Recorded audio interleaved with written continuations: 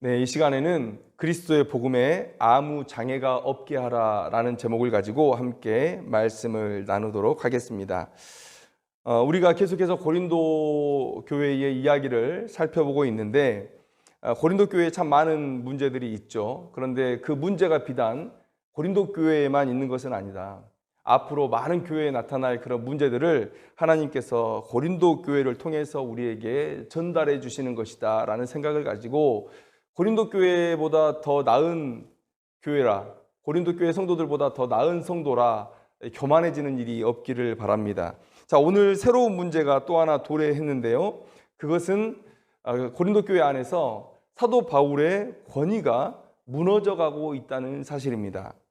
오늘 3절 말씀을 보니까 나를 비판하는 자들 이렇게 얘기하고 있어요. 그러니까 고린도 교회 안에서 사도 바울을 비판하는 사람들이 생겨나고 있다는 것이죠. 그러면 왜 사도 바울이 고린도 교회에서 그의 권위가 인정받지 못하게 되었는가? 그렇게 권위가 추락하고 있는가? 여러분, 그가 하는 변명에 그 힌트가 담겨 있습니다. 우리가 3절을 보니까 변명할 것이 이것이니 이렇게 얘기하고 있어요. 사도 바울이 이제 자신의 상황을 변호한다라는 그런 얘기를 들을 수가 있는데, 자, 4절 말씀을 보니까 우리가 먹고 마실 권리가 없겠느냐 이렇게 얘기하고 있어요. 그러니까 사도 바울은 얘기합니다. 우리가 너희들에게 생활에 필요한 것들을 공급받을 권리가 없겠느냐라고 말하는 거예요. 아마도 바울은 고린도 교회에 있을 때 그들로부터 삶에 필요한 것들을 공급받은 것으로 보이고요. 또 사도 바울의 그 전도 사역의 그런 모습들을 살펴볼 때 사도 바울은 항상 전도하면 그 전도했던 교회가 또 다음 사역을 위해서 자신들을 후원해 줄 것을 바랬거든요. 그렇게 전도를 해왔거든요. 그래서 그러했던 것이 아마도 이 고린도 교회 안에서 문제가 되어지고 있다라고 우리가 볼 수가 있을 것입니다. 5절 말씀을 보니까 아내를 데리고 다닐 권리가 없겠느냐 이렇게 얘기하고 있어요. 여기서 누구 얘기를 합니까? 다른 사도들, 또 주의 형제들, 게바는 베드로를 얘기하죠. 이런 사람들이 아마도 믿음의 자매된 아내들을 이 전도사역에 함께 데리고 다녔던 것 같아요. 여러분, 우리가 다 알다시피 바울은 미혼이었죠. 독신자였습니다. 그래서 바울은 이렇게 아내를 데리고 다닐 일이 없었겠지만, 그러나 바울과 함께한 일행들이 있었습니다. 그래서 이런 불평들이 또 고린도 교회 안에서 사도 바울이 자리를 비운 고린도 교회 안에서 일어나고 있었지 않았는가라는 생각을 해봅니다. 또 우리 6절 말씀을 보니까 여러분, 바울이 일하지 않은 것 아니죠. 사도행전에서 보면 고린도 교회에 갔을 때 브리스길라와 아굴라라는 사람을 만나는데 이 사람들과 생업이 같았다, 직업이 같았다. 그래서 함께 천막 만드는 일을 했다라고 얘기해요. 여러분, 우리가 성경 학자들의 얘기를 들어보면 이 천막 만드는 일은 매우 고급 기술이었다고 얘기합니다. 여러분, 우리가 그 로마의 큰 콜로세움이나 이런 경기장들 보죠. 그런 경기장들 보면 돌로 쌓여 있고 이제 그늘을 막기 위해서 쭉 천막을 경기장을 두르는 그런 모습들을 볼 수가 있습니다. 그러니까 여러분, 여기서 우리가 말하는 천막은 그냥 조그만 텐트 같은 천막이 아니고 이런 대형 천막들을 말하는 것이에요. 그러니까 기업형으로 이런 일들을 했었고 매우 고급 기술을 바울이 가지고 그렇게 자비량으로 선교를 해 나가고 있었다. 물론 전액 다 자비량으로 할 수는 없었겠죠. 본인이 전도했던 그런 교회에서의 도움도 있었을 것이고. 그런데 바울은 일을 하고 있었습니다. 바울만 얘기하자면 조금은 억울할 수 있겠지만 아마 바울 일행들에게 있었던 그런 문제들이 있었던 것 같아요. 각자 맡은 직분이 다르기 때문에 어떤 사람은 일하지 않고 교회에서 일하는 것으로 사람들이 왜 저 사람들은 일하지 않고 먹고 있느냐라는 것으로 이렇게 불평을 할 수가 있었다는 것이죠. 또 7절 말씀을 보니까 누가 자기 비용으로 군복무를 하겠느냐, 돌려 말하면 고린도 교회 성도들은 지금 이들이 자신들이 비용을 대서 전도 사역을 감당하고 있지 않은 것에 대해서 불평을 하고 있는 것 같아요. 왜 후원을 받아서 전도하느냐, 뭐 이런 것이죠. 왜 또 도움을 받아서 의식주를 해결하느냐, 이런 얘기가 되겠죠. 여러분, 참 말도 안 되는 일이죠. 사도 바울의 입장에서는 정말 억울한 일입니다. 여러분, 철이 들었다는 것은 무엇입니까? 철이 들었다. 우리가 아이들에게 얘기합니다. 아, 참 철이 들었네. 그것은 부모의 수고를 안다는 것이죠. 무조건적인 사랑을 베푸는 부모와 그 사랑을 이해하는 철든 자녀가 함께할 때 여러분, 그 가정은 하나님께서 바라시는 가정의 본래의 모습을 이루어가고 있는 것입니다. 그런 모습이 아름다운 것이죠. 바울은 자신의 제자들에게 영적인 아버지라고 소개하고 있습니다. 고린도전서 4장 14절 15절 말씀을 보니까 오직 너희를 내 사랑하는 자녀같이 구원하려 하는 것이라 그리스도 안에서 일만 스승이 있으되 아버지는 많지 아니하니 그리스도 예수 안에서 내가 복음으로써 너희를 낳았음이라. 사도 바울은 복음으로써 그들을 낳았다, 나는 그들의 영적 아버지다 라는 마음을 가지고 내 것을 아끼지 않고 내 건강 돌보지 않고 그들에게 무한한 사랑을 베풀어 줬다는 것, 우리가 바울의 사역을 통해서 알고 있습니다. 그런데 고린도 교회 성도들이 철이 들지 않았어요. 그래서 바울이 그렇게 했던 사랑은 깨끗이 잊어버리고 지금 바울을 향해서 말도 안 되는 트집, 근거 없는 트집을 잡고 있다는 사실을 오늘 보여주고 있다는 것이죠. 여러분, 그런데 이것이 왜 이런 상황이 발생했느냐 우리가 생각해 볼 필요가 있습니다. 바울은 이 상황에 대해서 알고 있습니다. 알고 있어요. 지금 고린도 교회 안에 자신과 자신의 전도자 일행이 떠난 이후에 거짓 교사들이 자리를 잡고 있다고 얘기를 합니다. 그래서 고린도 후서에 이런 말씀이 있습니다. 고린도 후서를 기록할 그때까지 이 문제가 남아 있었다는 사실은 고린도전서를 기록했던 이때에도 이런 문제가 그들에게 있었다는 것을 얘기하는데, 고린도후서 11장 13절 말씀을 보니까 그런 사람들은 거짓 사도요 속이는 일꾼이니 자기를 그리스도의 사도로 가장하는 자들이라. 그러니까 거짓 교사들이 와서 그리스도의 사도로 또 자신들이 말하는 것을 진리로 그렇게 왜곡해서 사람들을 미혹하고 있었다는 거예요. 그래서 고린도후서 11장 19절 20절 말씀을 보니까 너희는 지혜로운 자로서 어리석은 자들을 기쁘게 용납하는구나. 누가 너희를 종으로 삼거나 잡아먹거나 빼앗거나 스스로 높이거나 뺨을 칠지라도 너희가 용납하는구나. 이렇게 얘기하고 있어요. 참 이상하게도 고린도 교회 성도들이 오히려 자신을 억압하고 자신들의 것을 착취하고 그리고 내가 누리는 것이 나의 권리다라고 말하는 사람들을 두려움 가운데 용납하고 있다는 거예요. 이런 사람들이 자신들의 이익을 위해서 고린도 교회 안에서 바울의 권위를 점점 깎아내리고 오히려 바울을 미워하게 만들어가고 있다라는 사실을 오늘 바울이 알고 있다는 사실이죠. 그래서 바울은 자신이 복음을 전하고 세웠던 그 고린도 교회를 향해서 자신의 사도된 권위를 호소해야 하는 그런 상황에 처하게 된 것입니다. 여러분, 2절 말씀을 보니까 이런 말씀이 있어요.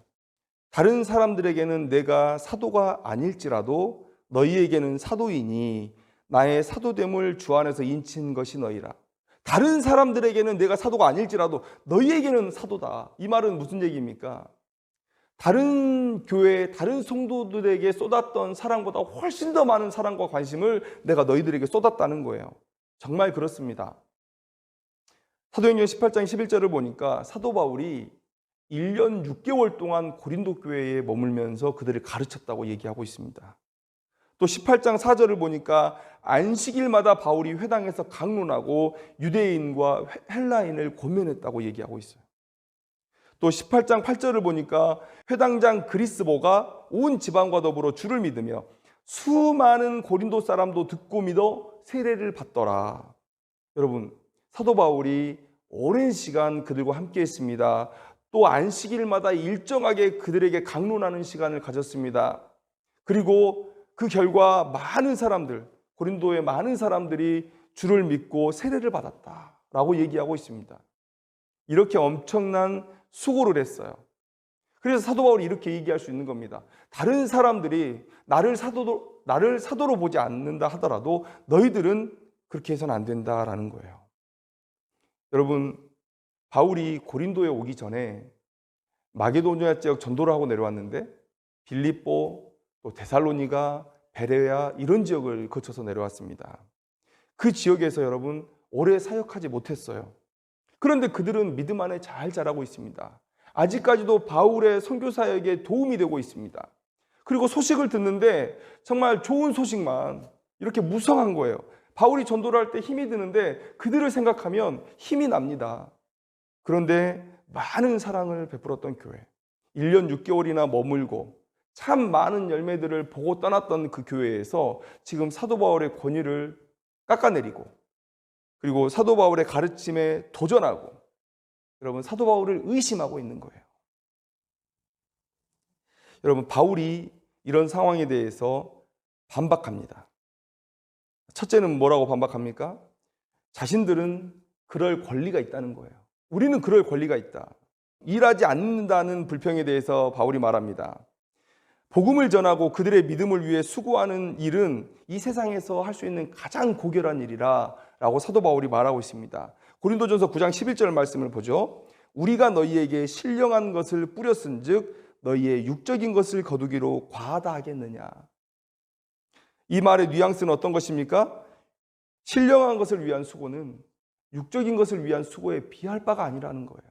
사도 바울은 지금 그 얘기를 하고 있는 것입니다. 또 그들이 후원하는 것으로 교회의 물질이 사도 바울의 전도 사역에 쓰이는 것으로 불평하는 자들, 그런 자들에게 뭐라고 얘기합니까? 복음을 전하는 자들에게도 하나님께서 먹을 자격을 주셨다는 거예요. 당연한 얘기 아닙니까? 육적인 일보다 훨씬 더 중요한 영혼 구원에 관한 일을 하고 있는데 당연히 육적인 일을 하는 사람이 먹을 자격이 있다면 이 영적인 일을 하는 자들도 먹을 자격이 있는 것이죠. 그래서 모세의 율법을 가져와서 얘기합니다. 곡식을 밟아 떠는 소에게 망을 씌우지 말라. 여러분, 이 얘기는 무슨 얘기입니까? 곡식을 일하면서 이 소가 배가 고픈 거예요. 그러니까 옆에 있는 곡식을 이렇게 먹습니다. 그러니까 주인이 그것도 아까워가지고 그걸 못 먹게 하려고 입에 망을 씌우는 거예요. 이러지 말라는 거예요. 근데 사도 바울은 얘기합니다. 이 말씀이, 이 율법이 어찌 소들을 위함이냐? 오로지 주의 일꾼 된 자들을 위함이 아니냐? 자신들이 주의 일꾼이라는 거예요. 그리고 아내를 데리고 다니는 문제에 대해서 말합니다. 여러분, 베드로의 이 얘기를 가져오고 있어요. 초대교회에 누구도 베드로의 권위는 도전할 수 없었습니다. 베드로의 권위는 부인할 수 없었습니다. 왜 그렇습니까? 예수님의 수제자였고 예수님과 누구보다도 많은 시간을 함께했고 또 그들이 듣고 읽었던 많은 이야기의 주인공이 바로 베드로였다는 것이죠. 그런데 베드로가 지금 믿음에 참여된 아내와 함께 전도 사역을 하고 있다는 거예요. 그런데 우리의 일행이 아내와 함께 전도 사역을 하기로서니 그게 그렇게 너희들에게 비판받아야 할 문제가 되느냐? 너희들이 베드로를 비판할 수 있겠느냐라고 사도 바울이 반문하는 것입니다. 여러분, 이것이 사도 바울이 그들에게 논리적으로 자신들의 문제에 대해서 해명하는 그런 내용입니다. 그런데 여러분, 목회는 신학적인 토론으로 되어지는 것이 아니잖아요. 내가 저 사람을 신학적으로는 이길 수 있습니다. 그러나 그들의 마음이 상해요. 여러분, 요즘에 그런 모습들을 많이 보잖아요. 두 사람이 앉아가지고 종교에 대해서 토론합니다. 혹은 기독교 안에서도 각자 다른 생각으로 토론합니다. 얘기하다가 논리적으로 밀리는 사람이 아이, 기분 나빠. 너는 너대로 믿어. 난 몰라. 그러고 떠날 수도 있는 거예요. 여러분, 목회는 신학적인 토론으로 되는 것이 아닙니다. 상대방을 지식으로 누른다고 해서, 자신의 논리로 누른다고 해서 되는 것이 아니죠. 사도 바울이 그 사실을 너무나 잘 알고 있습니다. 그래서 사도 바울이 이 논리적으로 자신들에게 자격이 있음을 얘기하면서 그 다음 얘기하는 것이 있습니다. 그것은 뭡니까? 너희들을 향한 사랑의 마음으로 우리가 누렸던 것은 최소한의 것들이었다라고 얘기하는 것이에요. 최소한의 것들이에요. 자격을 얘기하다가 이제 바울이 한 걸음 더 나아가서 자격이 아니라 그들을 향한 헌신과 사랑이 그들 안에 있었다는 것을 지금 얘기하고 있습니다. 그래서 12절 말씀을 보니까 바울은 그런 권리를 쓰지 않고 범사에 참았다라고 얘기하고 있어요. 아예 도움을 받지 않은 것은 아닙니다. 로마서 15장 24절 말씀을 보니까 고린도 그 자리에서 로마를 향해서 편지를 쓰면서 이렇게 얘기하고 있습니다. 이는 지나가는 길에 너희를 보고 먼저 너희와 사귐으로 얼마간 기쁨을 가진 후에 너희가 그리로 서바나로 보내주기를 바람이라. 너희가 보내주기를 바란다. 누가 바울을 속박한 것 아니잖아요. 근데 여러분, 그때 무슨 큰 돈을 우리가 지고 다닐 수 있었겠습니까? 치안도 좋지 않아서 이런 나그네들에게 강도들이 많이 들러붙던 때였습니다. 많은 돈을 가지고 다닐 수도 없어요. 그러다 보니까 이 얘기는 무슨 얘기입니까? 영적으로나 또 물질적으로나 너희들이 나의 전도사에게 함께 했으면 좋겠다. 나를 후원하고 도와줬으면 좋겠다라는 얘기예요. 이것이 사도 바울의 전도의 패턴입니다. 그리고 복음을 들은 자로서, 이 복음에 빚진 자들로서 당연히 해야 될 영적인 의무라는 것이죠. 그래서 아예 쓰지 않았다라는 것은 아니에요. 그러나 최소한으로 썼다. 범사에 참았다라는 것으로 우리가 받아들이면 좋을 것 같아요. 물론 이런 것들을 고린도 교회 안에서 사도 바울의 권위를 무너뜨리고 그들에게서 어떤 이득을 취하려는 간사한 자들이 침소봉대에서 많이 과장했을 것입니다. 그러나 사도 바울은 그런 모습들을 다시 수정해주고 있는 거예요. 우리가 너희들을 사랑하는 마음으로 복음의 장애가 되지 않게 하기 위해서 우리가 최소한의 것들로 받고 누리려고 했다는 것이죠. 여러분, 오늘 이 9장의 말씀을 통해서 우리에게 주시는 귀한 교훈은 뭐냐?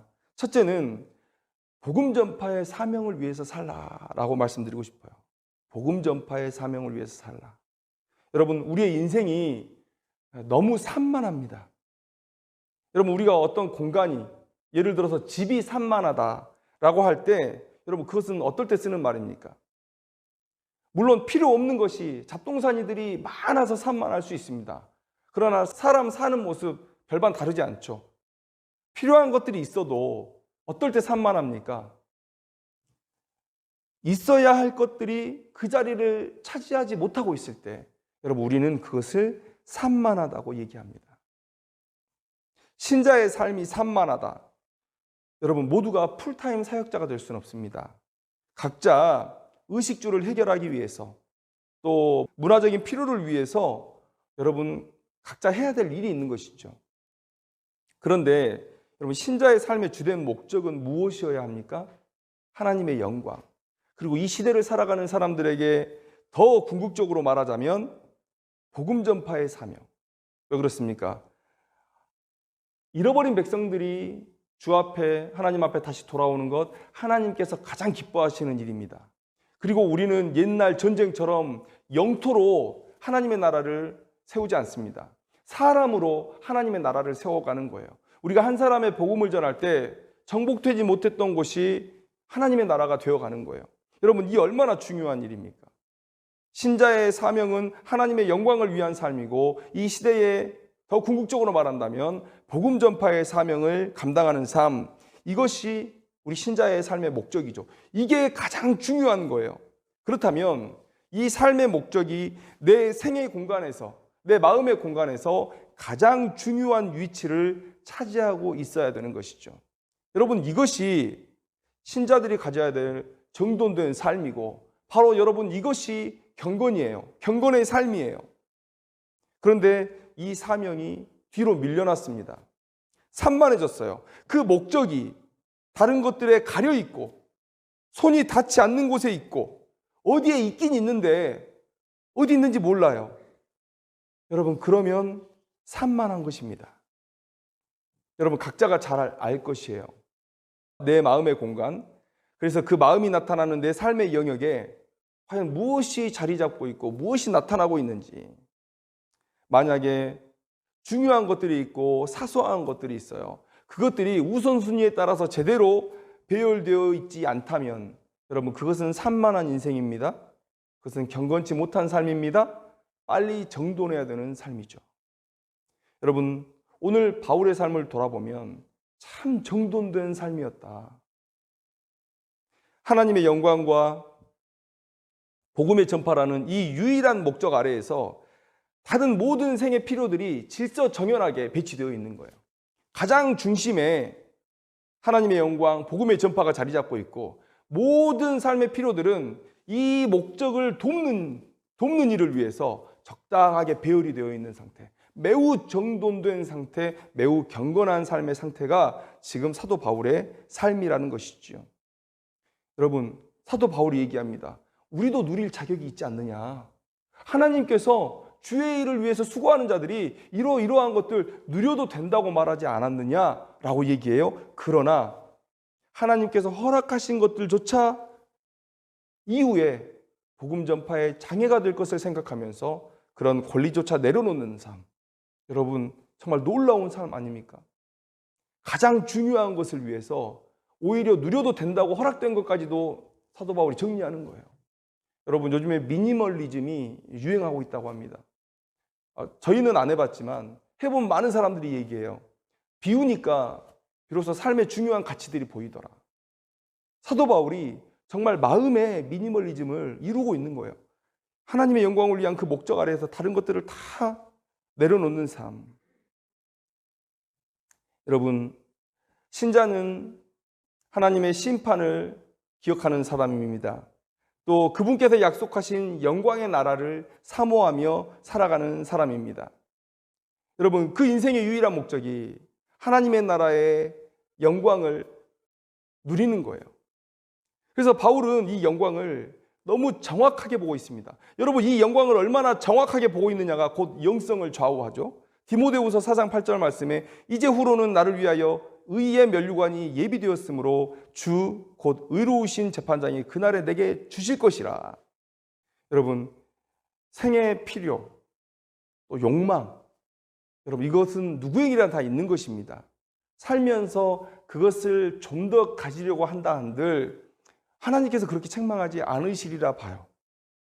그러나 바울은 오직 관심이 이 세상에서 무엇을 누리기보다는 하나님의 나라에서 영광을 누리기 위해서 다른 것들을 다 배설물로 여기고 오직 복음 전파를 위해서 전진했던 것.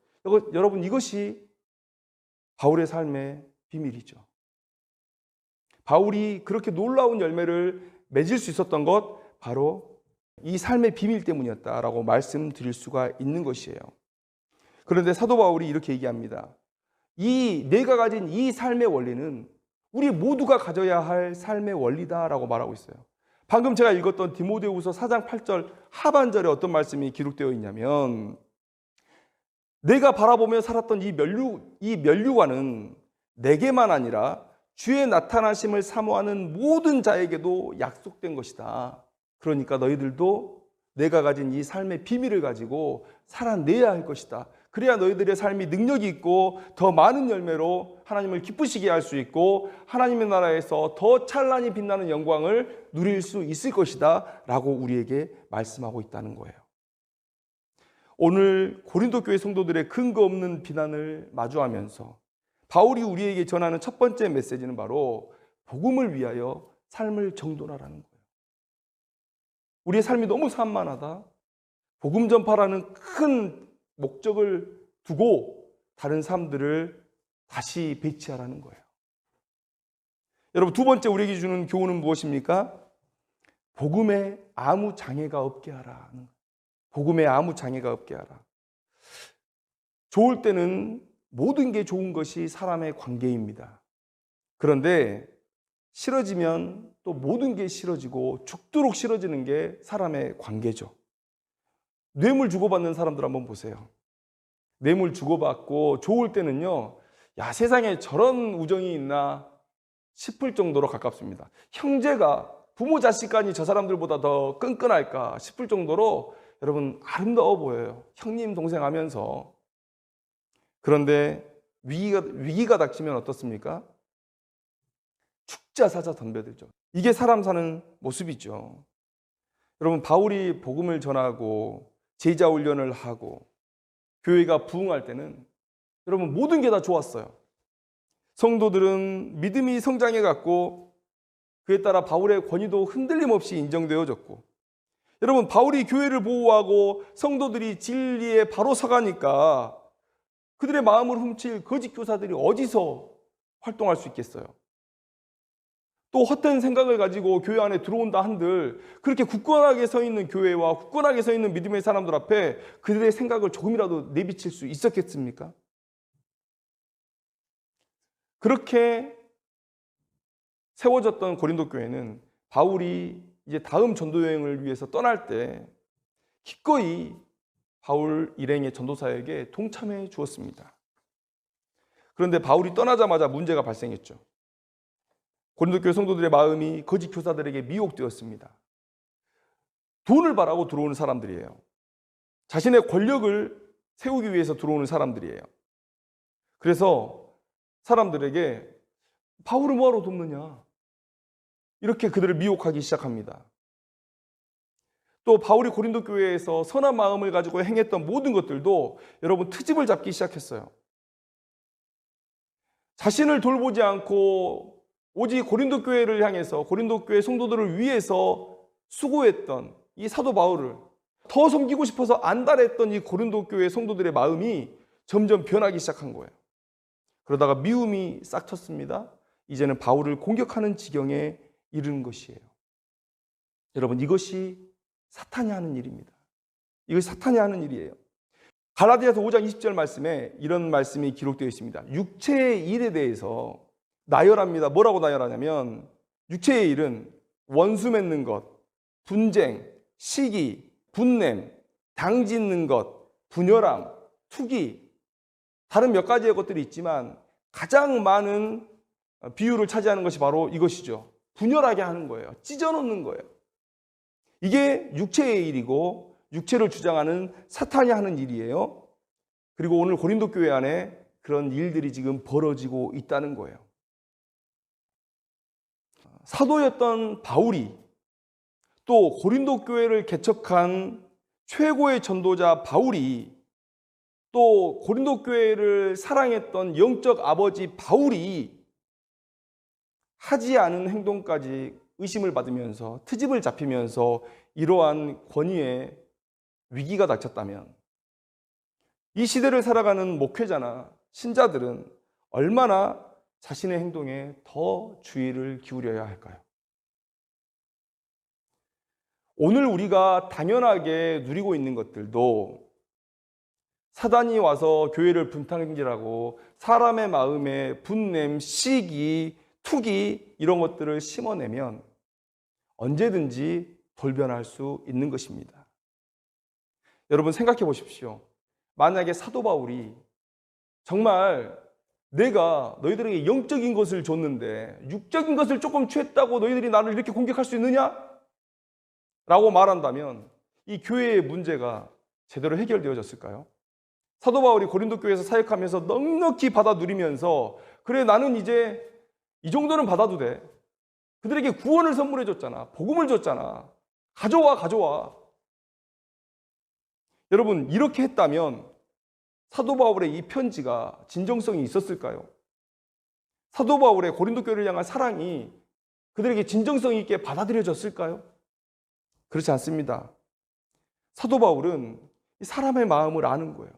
사단이 사람을 찢어놓고 교회를 분탕질할 수 있다는 것을 아는 거예요. 그래서 겸손하게, 경건하게 오직 사랑과 헌신으로 고린도 교회에서 사역해왔다는 거예요. 그리고 말합니다. 나는 자격이 있지만 그러나 복음의 장애가 되지 않기 위해서 최소한의 것들로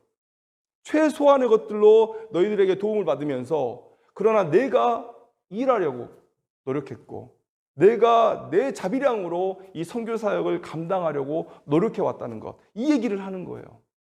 여러분 이렇게 사도 바울이 살아왔기 때문에 복음의 장애가 되지 않게 하기 위해서 살아왔기 때문에 여러분 지금 이 고린도 교회가 그래도 사도 바울의 말을 듣고 회복되어져 가고 있는 거예요. 여러분 사도 바울이 우리에게 교훈해 줍니다. 좋지 않을 때를 대비하라는 거예요. 오늘 나의 당연한 행동이 나중에 교회에 얼마나 큰 해악을 끼칠 수 있느냐, 여러분 이것을 알고 행동하라는 거예요. 제가 종종 드리는 말씀이지만 예전에 목회자들이 대접을 받지 못했죠. 서양 귀신 섬긴다고 그렇게 멸시당했습니다. 그런데 우리를 위해서 수고해 주시는 이 목사님 섬겨야 된다고 사람들이 열심으로 섬겼어요. 좋은 것으로 섬기려고 했고 핵곡식으로 섬기려고 했고 어디 가나 좋은 자리를 목사님께 앉혀드리려고 했고 그런데 여러분 이게 당연한 것이 되어버렸어요. 당연한 것이. 항상 상석에 앉고 어른들보다 먼저 숟가락을 들고 좋은 음식은 목사님 앞으로.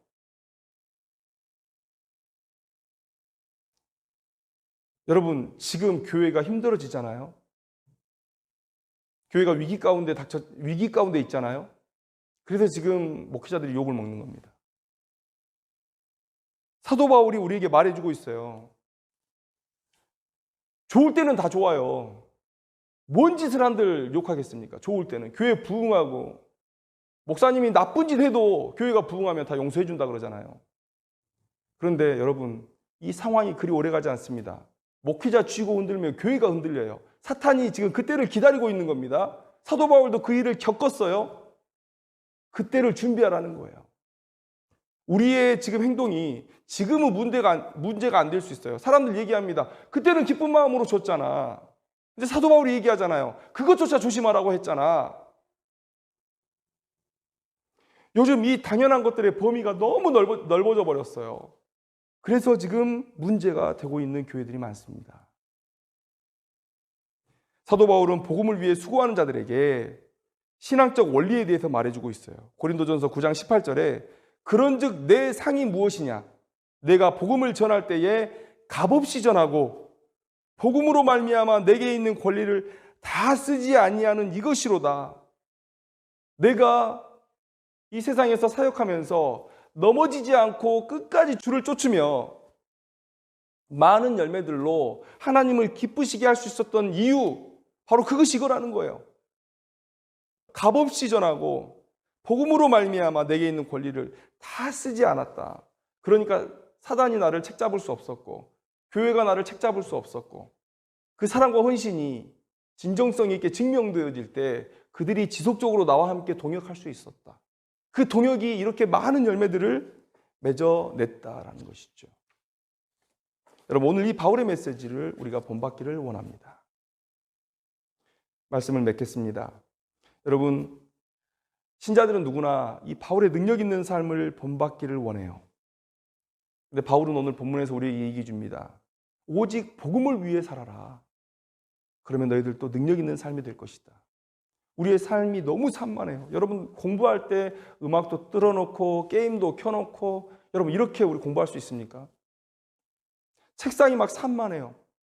수학책이 과학책 있고 과학책에 사회책 있고 여러분 이렇게 공부하면 공부가 됩니까? 이러면 공부 안 되는 것이죠. 집중하기 위해서 삶의 산만함들을 다 제거해야 됩니다. 그것이 경건이에요. 경건의 훈련이에요.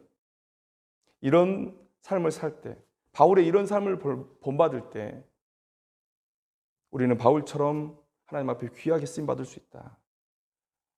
또 오늘 바울이 정말 상상도 하지 못했던 일을 겪고 있지 않습니까? 이보다 더한 일들도 교회에 많이 벌어지고 있습니다. 그런데 서로 비난해요. 제가 잘못했다. 쟤네들이 잘못했다. 여러분, 다 목회자 잘못입니다. 여러분, 바울처럼 교회를 위해서 내 삶을 절제하면서 살아갈 때, 바울처럼 당연히 누려야 된다라고 생각되는 것도 포기할 때, 성도들의 선한 호의조차 나중에 복음의 장애가 될까봐 물릴 수 있을 때, 여러분, 교회는 사단의 농간에 휩쓸리지 않고 바르게 성장할 수 있을 것입니다. 교회를 위해서, 성도들을 위해서 그들을 섬기라고 보내심을 받은 목회자들이 오히려 교회를 크게 흔드는 그런 사단의 도구가 되지 않았으면 좋겠어요. 오늘 사도 바울의 귀한 사역의 모습을 보면서 우리가 이 삶을 본받기를 소망합니다. 기도하겠습니다.